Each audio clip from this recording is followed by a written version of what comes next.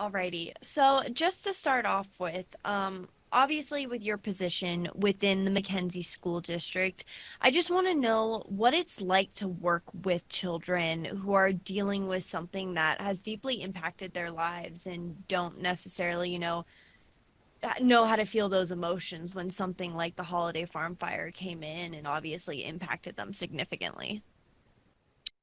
Yeah.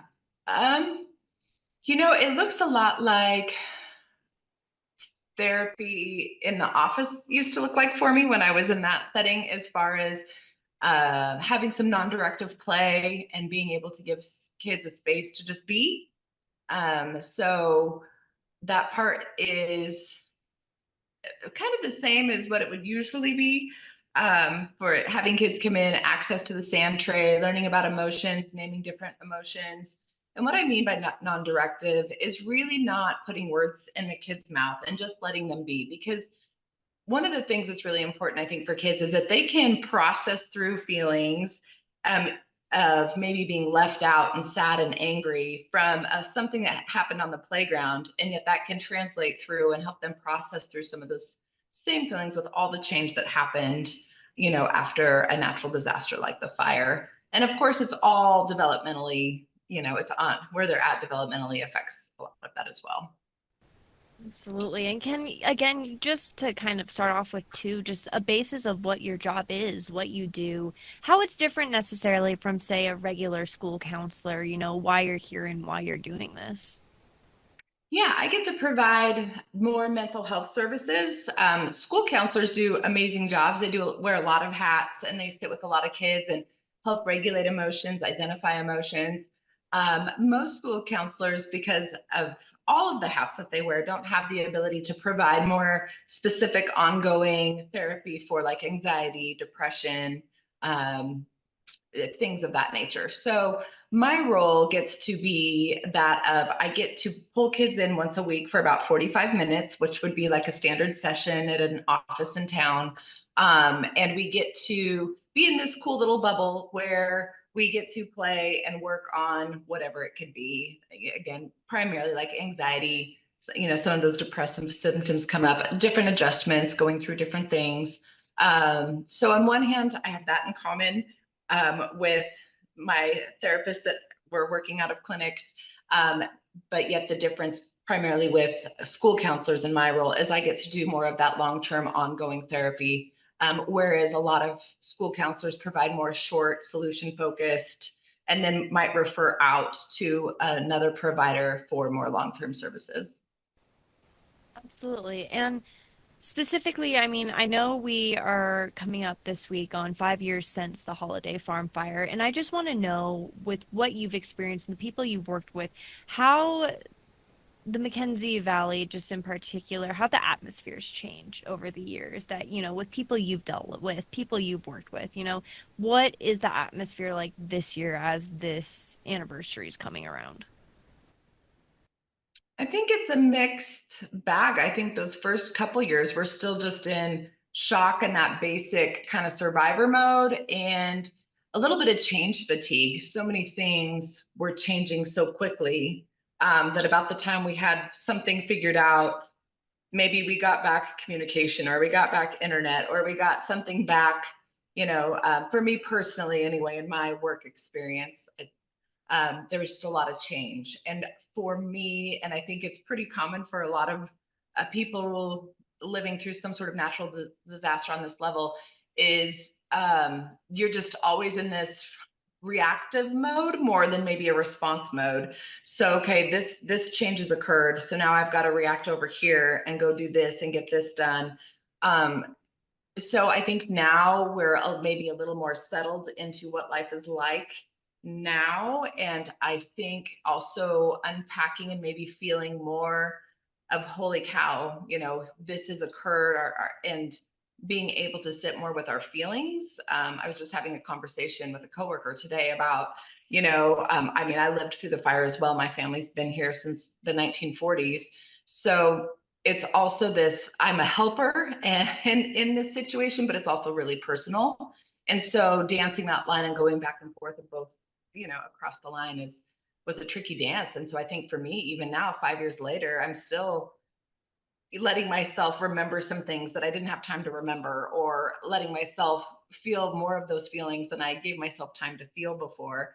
Um, so it's sometimes I think my own self judgment, because I am a therapist, I feel like it's like, oh, I should have done this years ago. But there's just too much change happening. And now I think we get to settle into a bit more, and and and understand and create more of our new community and culture that's evolved. Absolutely. And kind of going off with what you said, this was your hometown. And I mean, what is it like for obviously people that like say live out here in Eugene and Springfield don't really see the like everlasting impacts of the fire. When it happened, it happened. It was on the news. People, can go out there and obviously see that devastation. But from your perspective, as someone who lives there, someone who, again, this is your hometown, just how is this still impacting people to this day? And the people that you're talking to, how are they still impacted? I still feel a lot of grief. Um, we lost a lot of friends. People had to move away and didn't move back. A lot of kids, 5 years ago, especially those in middle school and high school, the double whammy of COVID and the fire.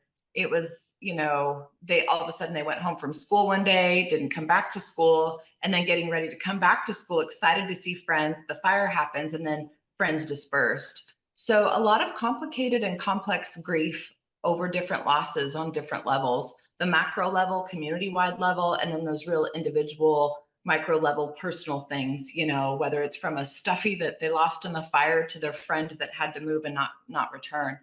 And all of that just gets like tangled up and can take a while to sit with and organize in a way that can be processed, because it's all just really overwhelming. Absolutely. And one of the main structures that was saved during the fire was the school. I just want to know from you, obviously being able to work in the school district, work again with Peace Health and provide this, just what that means to you. And again, as someone that went to these schools, that lived in this community as well, you're hitting a lot of different barriers because you have this background and what you're doing today. Jenna, I'm really grateful to be here. I moved back to the Valley a few years before the fire happened, and was able to move into this position before the fire happened. And this sounds really corny, but it's like my dream job. This is what I went to grad school to do, was to provide mental health in a school-based setting, because that's where children and families are. And I understand, in the rural community, having, grown up here, it's hard enough for parents to like get you into the dentist once every 6 months, let alone a weekly therapy appointment. And families are taxed and working hard. And so I just am really grateful that I get to be up here and meet kids where they're at, and be able to hopefully provide just a little bit of space for them to be here and, unwind whatever it is that they've got going on. So I don't know if I really answered your question. I kind of rambled. No, that was amazing. I also just want to know, I mean, it's back to school season right now, obviously. We're ramping up for back to school. Everyone's getting ready. And it's also specifically for the McKenzie School District, again, 5 years since the holiday farm fire. I just want to know what this means for the students, for parents that are coming in and talking with you, for teachers, staff that had to go through this. But again, this is, your guys' time of year to shine, because this is when everyone's coming back and that excitement's in the air. What is that like, having an anniversary like this on top of back to school season? You know, I was out in the halls this morning, hanging out and welcoming kids back. And I think it looks a lot like what you might expect to see in a lot of other schools. The kids are coming back and they're like new shoes and cool outfits and cute backpacks. And so for our kids now with 5 years, I mean, when you think about it, you know, this is, we've already had an entire freshman through senior, go through all of high school and graduate. So these are now the younger kids that are coming through, and up in high school. And so while the memory is there and that is there, I think they're really focused on friends and sports and activities and it looks a lot like, I mean, dare I use the word like normal, and it feels more normal. And I think that feels really good after having so many years of different schedules, different things from between COVID and the fire. So it feels really good. Oh, that's amazing. And kind of just to wrap up again, I know we talked about it a little bit, but again, just specifically you working with the students, why are you doing this? Why do we see, just kind of like a little blurb about why this is important for students to express their feelings when going through traumatic events like this? My hope is that we can give students the tools that they need to manage different stressors before it becomes full blown like anxiety and anxiety attacks, or to identify different areas and understand what depression is, and maybe it's situational and not something organic that they're going to internalize. So if we can provide some interventions now so that they can figure out how to manage life and go through life in a much more adjusted, happier, healthier way. And by healthier and happier, I mean, that also means it's okay to be sad. It's okay to have stress. It's okay to be overwhelmed. That's normal. That's part of life. It's just how do we walk that out and find support and community so that we can do it more wholly and again, just be healthier. Um, so that's what brings me back. That's why I love what I do. And I love working with kids. They process so much through play. And I really just hope to provide a space that gives them also a good contact. So if they get to college or trade school or, down the road, they're like, oh, hey, I had this counselor one time in third grade and it was actually kind of fun. So maybe it would be good for me now. So, just to provide a positive touch point with therapy so that if ever down the road they think they might need it again, it might be something they'd go check out and try. And I guess kind of one last question I do have, and I know this is kind of necessarily like your patients come in and you can do what you can with your patients, but you obviously like know I mean you see the progress over a certain amount of time, but how much do you think that this has helped people come to, again, that sense of trying to get back to normal after the holiday farm fire? Have you seen that changes within people that have come in through your door? I think so. And I think it's a group effort. I mean, I wouldn't be here without the support of, the school admin, Peace Health, this my supervisor at Peace Health, the teachers here. It really is a joint effort. A lot of the staff here just genuinely love these kids and do their best to provide support and structure. And so I think that me being able to be part of the teaching culture that's here and the school community goes a long way with that initial, like the teachers get to see the kids more in the classroom and they get to come to me and say, hey, I've been wondering about this. Or maybe they have that first contact with parents at parent teacher conferences and they're like, hey, I talked to mom and could you give her a call? And that, so we get to do this partnership of, they might identify something in the classroom and then get to have the conversation with the parent. And the parent might say, well, yeah, I was interested in counseling, but I can't get to town. And then they're able to say, hey, we've got somebody here if you want to meet her. So it's really a beautiful partnership. And I'm just really grateful that I get to be part of it. And like you said, again, that rural aspect that plays into it, that rural community, that was obviously deeply affected, but is also together within rebuilding it once more. Yeah. I think that's all the questions that I have. If there's anything you want to add specifically on your job position, what you do, again, back to school being, here and absolutely prevalent, and then obviously the anniversary of the holiday farm fire, if there's Mm. anything you want to add.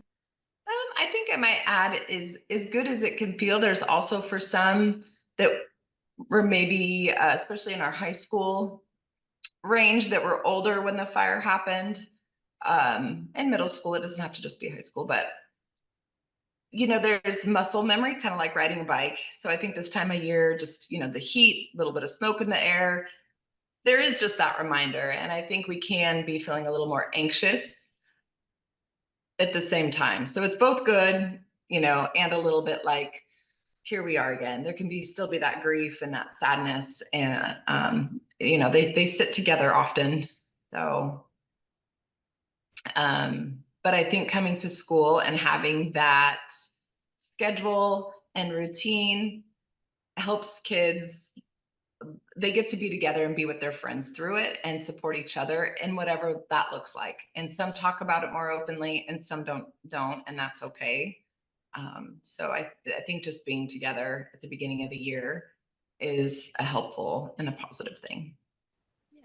And just to know specifically, how can a student obviously come into you? I know you work with staff as well. How does that work within the school district? I know it's so people don't have to travel into Eugene and Springfield. So how does that work technically? Yeah, I have some packets that parents would fill out. We keep here at the school. I have some in my office. There's some in the high school office and the elementary office, so parents can just pop into the office and ask for a packet for Kelly. They can also just call the school and ask to talk to me. I'm happy to have parents come in and talk to me before they even make a decision and check out my office space and get to know me a bit. I think there can be some preconceived ideas about what counseling is, and they're not always good. So, and I'm not always a fit for everybody either, and that's fine too. So, call the school, stop by the school, and we will get people connected.